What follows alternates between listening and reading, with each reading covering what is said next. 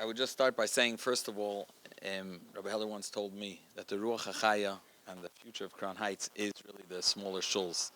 Nobody gets involved in running a shul for money. It's a tremendous shlichus.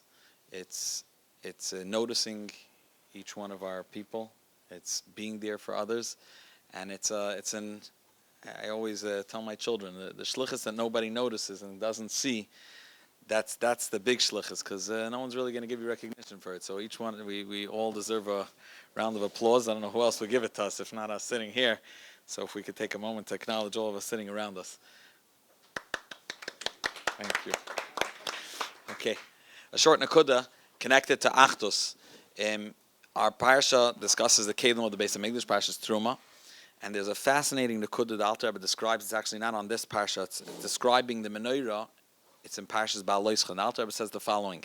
He says that the menorah is comprised of all Yidden, from Yerecha ad Pircha. Yerecha is the stem of the menorah, are those that are the lowest, until Pircha, the most intricate, the most lofty part. He says that's the tzaddikim, that Parcha La'ela, they're Maisim Tovim, through Avan Yira, etc.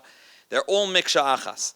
And that happens, it's a joint effort, first of all, everybody maintaining the same color. I think there's a very strong message to us.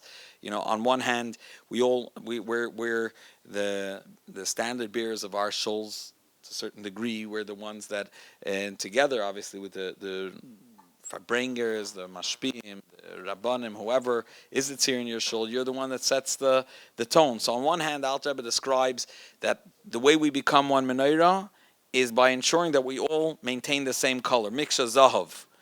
Zahav is by each one making sure he doesn't have any surmira, no other materials, no other colors, shades mixed in.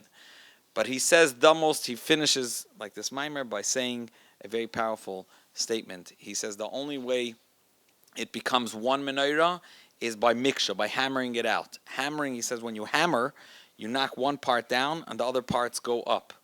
And what that tells you is that what gave it the shape was not necessarily what you hammered down. Hammering it down brought parts of it up. And what he says is that's the same too in Knesset Yisrael. You should never notice the bad in another. If you see bad in someone else, you should say his bad is probably because of me. It means the fact that I'm going up, that's at my expense, he's going down. And on the other hand, when you have toiv, don't take the credit. It's lav dafke you. It's someone else is having his chesroinus, and that's what raises you up. That's the way the miksha, the menorah is hammered out, and that's the way the entire Knesset Yisrael shines. When nobody takes the credit as his own, they always attribute, they negate the notion that the other person is bad because he's bad or because he has chesroinus. You could take responsibility and say, if I'll do better, that's the way he's going to look better, and that's the way we're all going to shine. And when we have milas, you should know, don't take the credit for that either. It's a joint effort, so for sure, when we're talking about each one of us in the Rebbe's Shchuna, we have the schus of Kan Tziva Hashem Sabracha, and the Rebbe's Shchuna. So for sure, we can't really take much credit. We take much schus in the avodah we do. And without further ado, the next speaker. Shkoyach.